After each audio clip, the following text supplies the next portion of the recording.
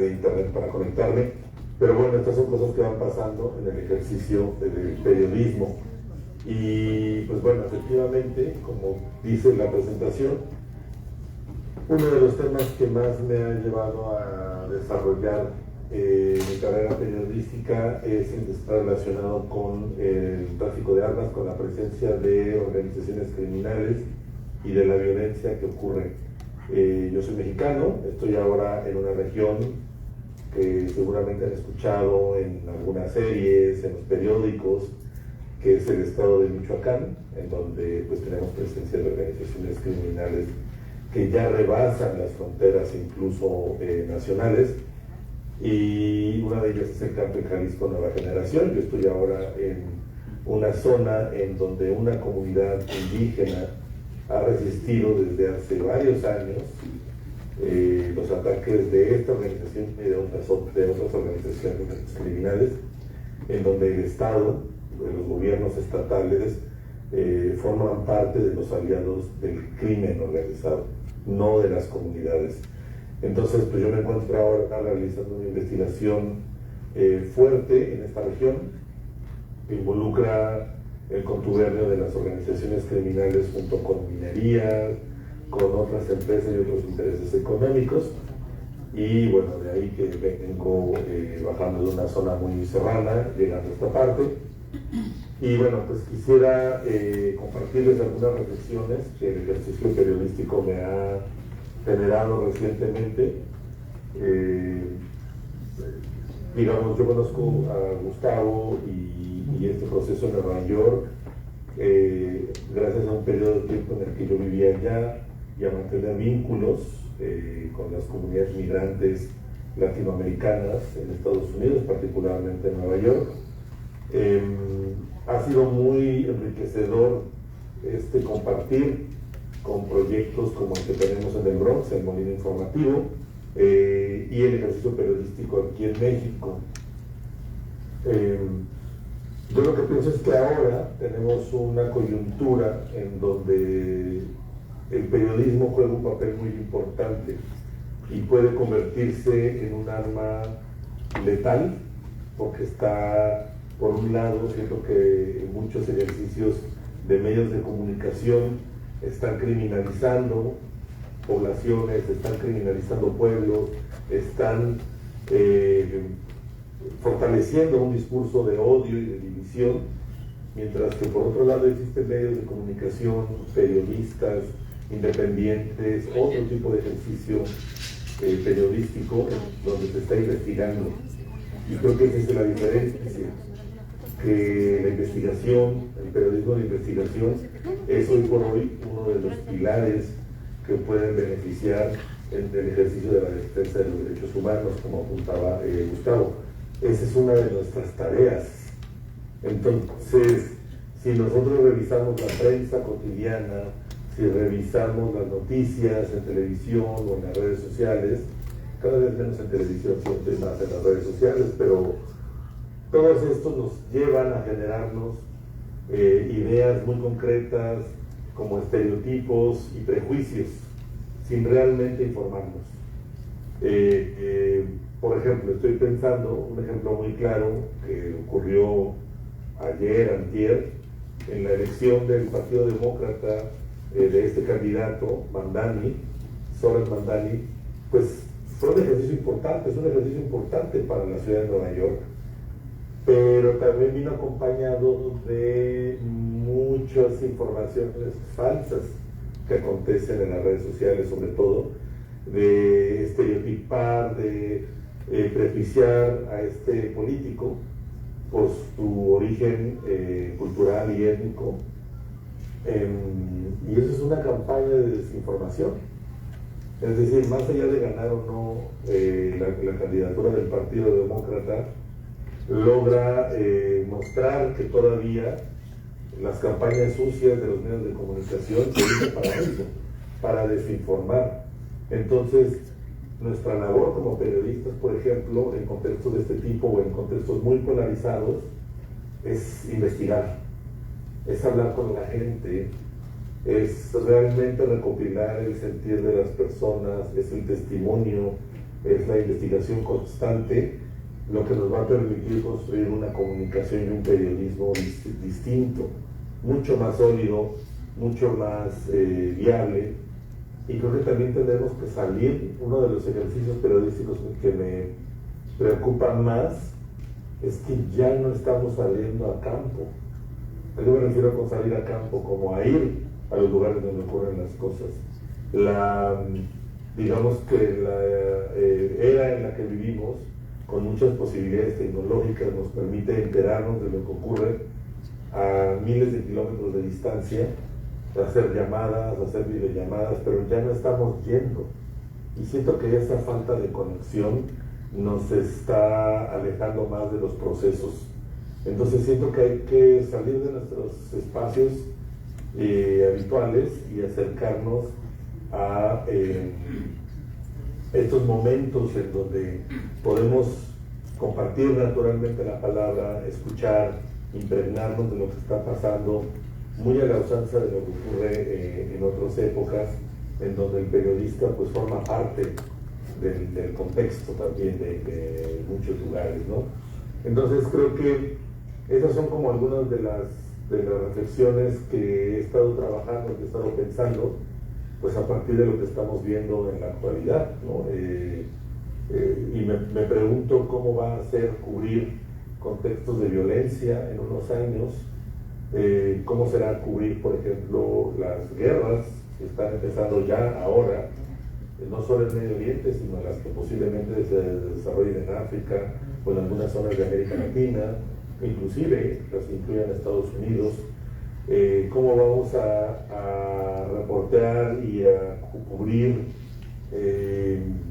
lo que ocurre, por ejemplo, con nuestros hermanos y hermanas migrantes en todas las partes del mundo, porque no solamente en Estados Unidos, ahora Estados Unidos está en un punto crítico de ataque a las poblaciones migrantes, pero en realidad Europa lleva muchos años expulsando personas, incluso en nuestros propios países en América Latina es muy común, hay problemas de migración es decir, las fronteras sí se han vuelto al final divisiones entre pueblos en América Latina.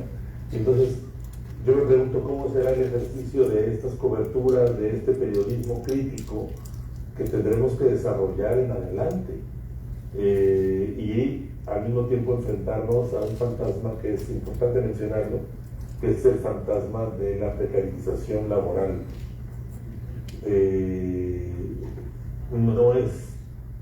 No es para nada fácil enfrentarnos a pues tener que dedicarnos más de no tener una certeza de nuestros pagos, tener que buscar opción y tener una estabilidad laboral. Entonces creo que son retos muy importantes que tenemos que tomar en cuenta y que yo me hago la pregunta a partir de mi ejercicio periodístico, cómo es que yo puedo, por ejemplo, ahora, en estos días, tener casi 2 semanas de trabajo en las zonas en donde ocurren los procesos de violencia y sostener ese trabajo, porque después de estar aquí las comunidades son las que me ayudan, me han aceptado, me cuidan, puedo colaborar con ellos para la alimentación y para el hospedaje, pero saliendo de aquí, toda la información que proceso tiene que tener un tiempo para ser procesada, y eso implica que yo no puedo estar en otras cosas, tengo que estar dedicado a este trabajo, escribir, investigar, editar audios, video, en fin. Entonces se requieren condiciones mínimas laborales, de un salario digno, de un espacio seguro donde poder trabajar y de tiempo para procesar esta información.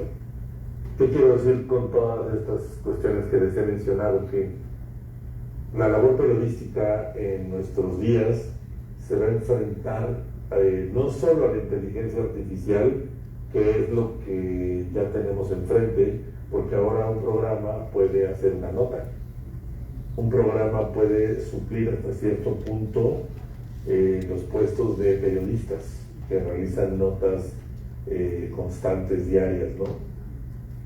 Pero ese es un reto que tenemos ahí, ¿no? Cómo defendemos nuestro trabajo frente a esos escenarios y cómo, con toda esta cuestión de la tecnología, de la inteligencia artificial, seguimos teniendo problemas que parecen del siglo XIX, que tienen que ver con la precarización laboral, que tienen que ver con el riesgo para ejercer nuestro trabajo, que tienen que ver también con la, a veces, lo voy a decir así, a veces la poca capacidad de criterio y de profesionalismo de muchos medios de comunicación que solo buscan el sensacionalismo, ¿no? La nota de color para tener más likes, pero que realmente no están informando y no están siendo éticos.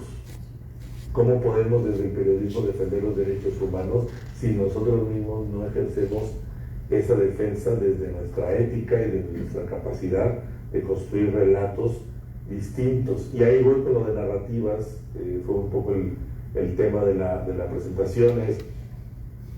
Todo esto está enlazado en la construcción de distintas narrativas que realmente nos hagan sentido como periodistas y también como ciudadanos y ciudadanas que pertenecemos a distintos contextos sociales en Estados Unidos, en México, en Ecuador, en Colombia, en Venezuela, en cualquier parte del mundo.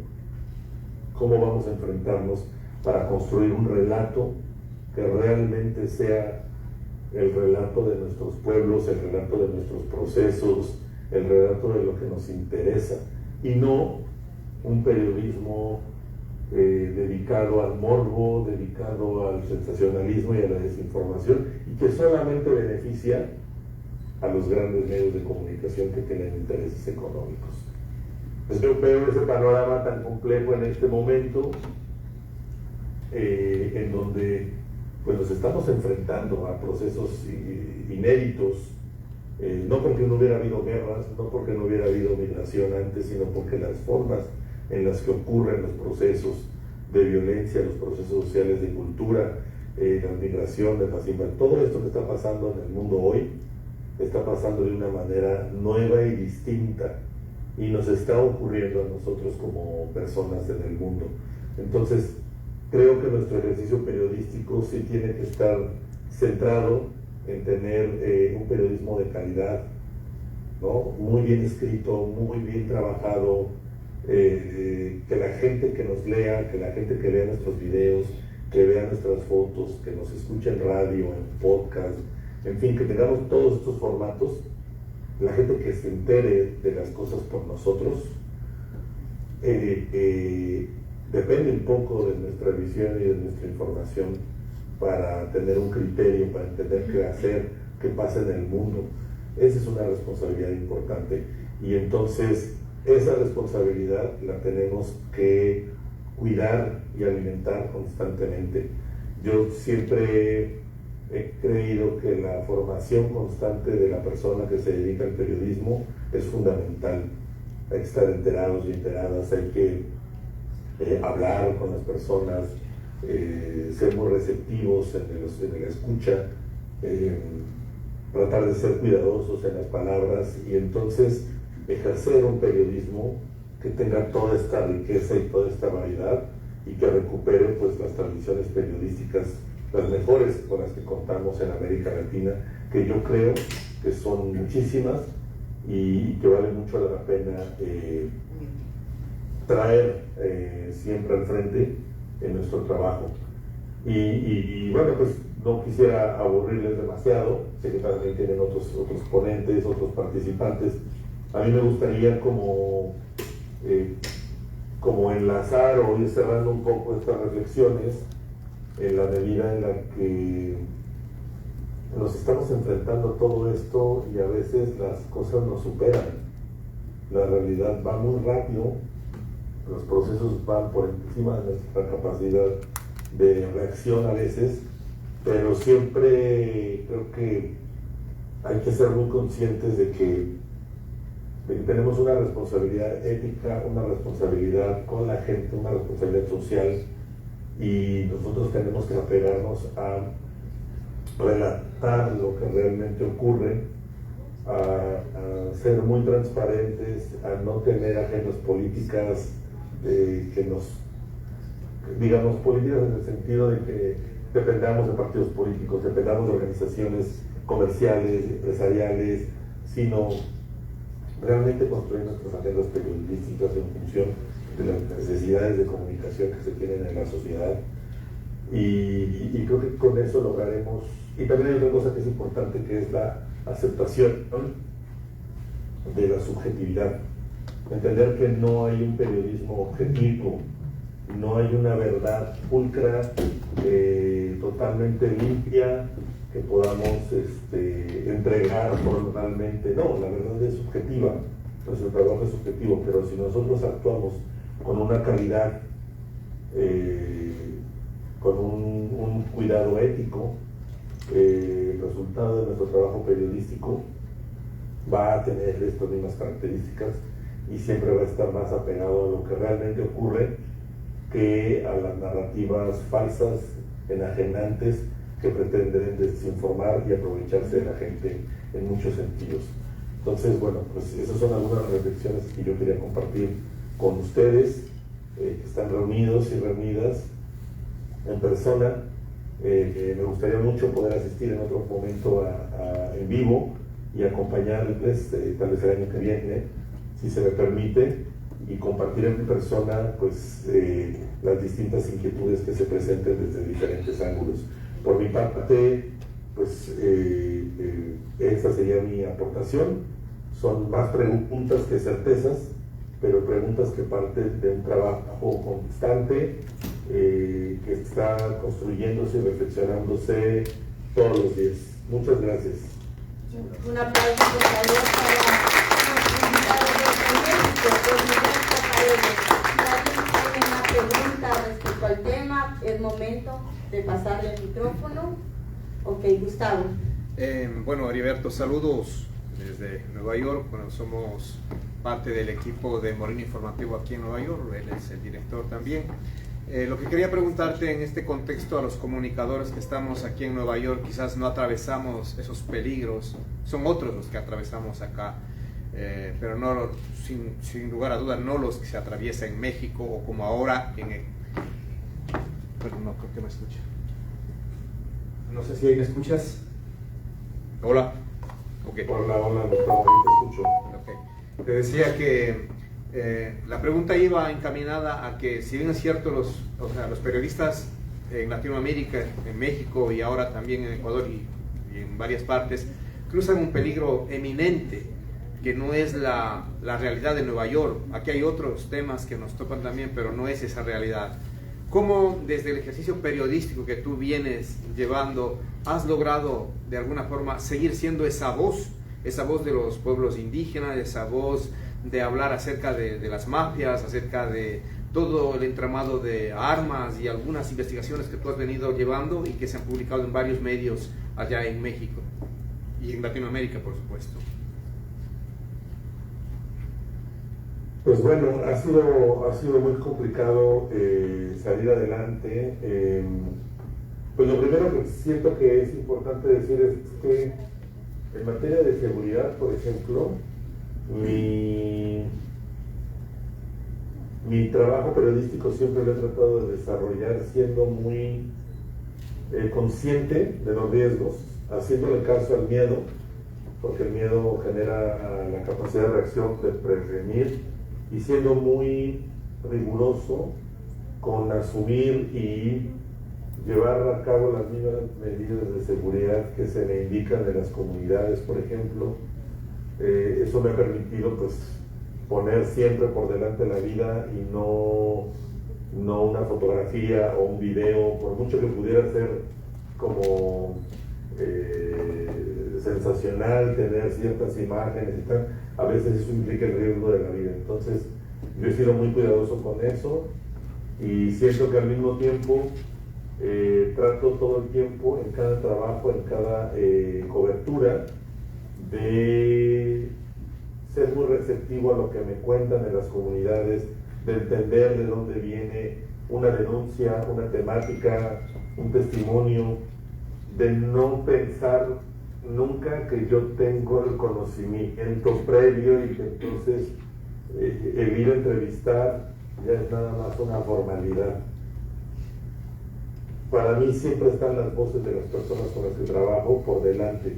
y a partir de eso voy construyendo los relatos, los reportajes, pero poniéndolos al centro, no poniéndome yo al centro como especialista en ningún tema. La verdad es que he aprendido muchísimo con este trabajo y creo que yo lo resumiría como en prudencia en la materia de seguridad, pero también prudencia en cómo uno se presenta como periodista frente a comunidades, pueblos, regiones, en donde hay que ser mucho más pues, modestos y humildes.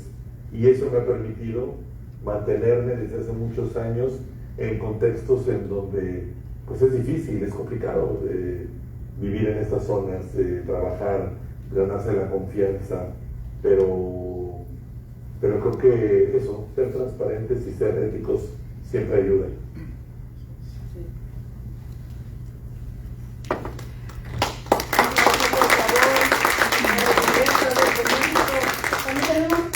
Pregunta desde Ecuador de parte de Alberto Chapín, por favor, si puedes ver.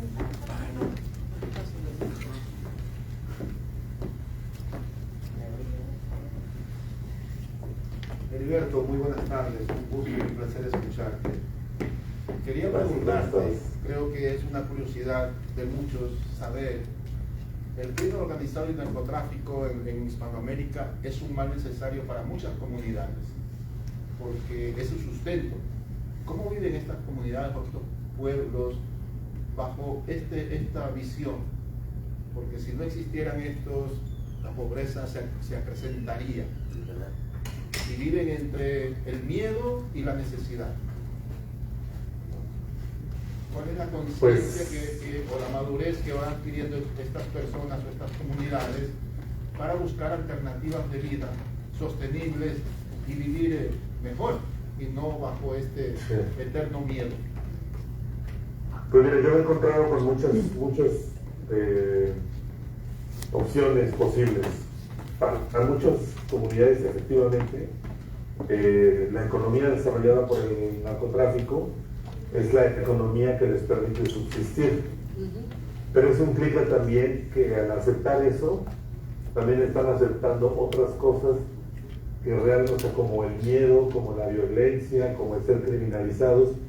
Y creo que ahí ha habido algunos ejemplos en donde muchas comunidades han logrado salir de este ciclo de dependencia económica de parte del narcotráfico, primero haciendo denuncia, enfrentándose directamente al crimen organizado y al narcotráfico, cerrando fronteras de su comunidad y de su territorio y generando procesos de defensa.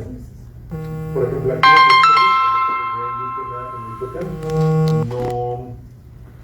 no dependen económicamente del crimen organizado ni del narco. Esto es un territorio codiciado por el narcotráfico, pero la economía de esta comunidad está centrada en la agricultura, en el comercio, incluso en el turismo. ¿Qué pasa? Que el crimen organizado también lo vemos muy fuerte, pero a veces también tiene debilidades. Entonces, creo que las comunidades poco a poco van dándose cuenta de las debilidades y entonces haciendo la denuncia, generando sus procesos de defensa y saliendo de ese ciclo de dependencia. Pero no hay una ley, no hay una fórmula. Hay comunidades que pasan decenas, regiones enteras que pasan dependiendo de este ciclo económico. Lo que sí creo que tiene muy claro es que el Estado tiene la responsabilidad, por ser Estado, de ayudar a romper esta dependencia, pero ahí es donde entra el problema, cuando el Estado también trabaja para el narcotráfico y para el crimen organizado. Siento que ese ciclo de dependencia poco a poco se va a ir rompiendo, pero que cada región tiene su ritmo y tiene sus procesos. Entonces hay que ser pacientes y apoyar si es posible para que ese ciclo de dependencia del narcotráfico se rompa, porque sí hay alternativas y sí hay posibilidades fuera del crimen organizado. Muchísimas gracias a Heriberto. Por favor, un aplauso fuerte por esta experiencia que nos ha dado. La verdad que mi respeto a mis saludo y sobre todo admiración por esa valentía al cubrir ese tipo de noticias. La verdad que de parte de la Confederación Nacional de Periodistas del Ecuador tenemos un reconocimiento que se te da a llegar vía online. Así que muchísimas gracias, Heriberto. Felicitaciones.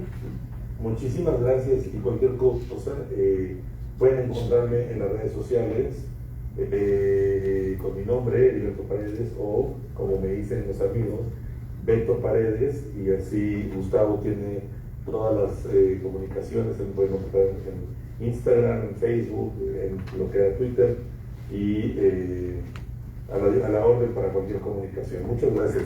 Muchas gracias. Muchísimas gracias, gracias de verdad. A continuación, vamos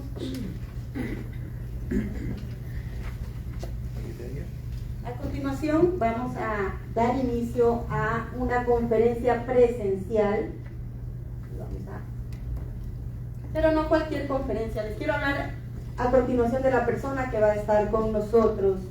Ella es Rocío Zoraide Roca. Es la mente detrás de Loving Gotham, un proyecto enfocado en el empoderamiento femenino, espiritualidad, desarrollo profesional y bienestar. Reúne contenido en un blog, en YouTube, en podcast y una tienda también. Lidera la agencia Solaire, ofreciendo asesoría financiera, seguros, agencias de inversiones y demás. Cuenta en sus plataformas con más de 30,000 seguidores. La trayectoria profesional, fundadora de CEO Loving Gotham, impulsa una misión de empoderamiento integral a mujeres, amor propio, espiritualidad, finanzas y liderazgo. También cuenta con un libro y el podcast Consejos de Solaire. Así que recibamos con un fuerte aplauso a nuestra querida Rocío Roca.